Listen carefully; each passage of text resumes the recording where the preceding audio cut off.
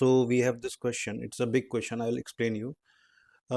We have this CML patient who is on imatinib for the last 10 years, but because it was not responding, patient was taken on dasatinib, which is a second generation tyrosine kinase inhibitor, and he presented with the dyspnea and fatigue to a cardiologist, and on echocardiogram RVSP, right ventricle systolic pressure, was 80, right ventricle to the left ventricle ratio was 0.9, and right ventricle basal diameter was 45 millimeter. Now RVSP is generally taken as less than 90, less than 35 on rest, and if it is more than 50, it is taken as pulmonary hypertension.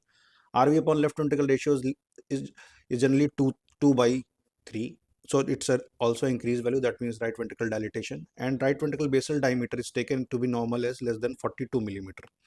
So these are the things which are taking to the diagnosis of pulmonary hypertension. So diagnosis of pulmonary hypertension was missed, and since he was on the dasatinib, and dasatinib is known to cause type 1 pulmonary hypertension, that is a precapillary type. So dasatinib was stopped, and patient was started on two drugs, sildenafil, and second is Masi 1010. This was 10 mg and sildenafil was 50 mg OD. So initially patient get relief, but after some time there was no relief, and the dyspnea and fatigue again increased, and again when echo was done, so now RVSP came to be 100 mm of Hg.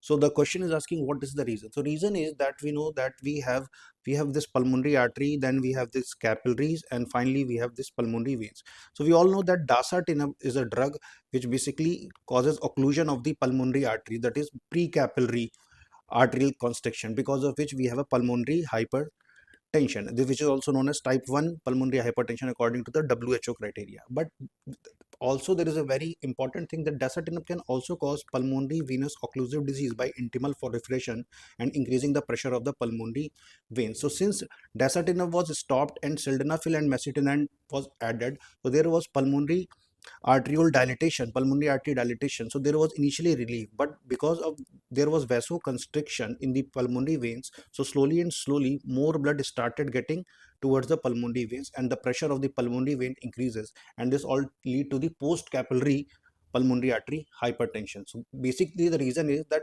we have taken into account the dasatinib includes pulmonary artery occlusion but not the PVOD. So this is the case was PVOD. So what you have to do in this case, you have to also stop the macitentan and the sildenafil, because that can worsen the symptom. And what you will do, you will keep the patient on water restriction and diuretic, and the final diagnosis of PVOD is made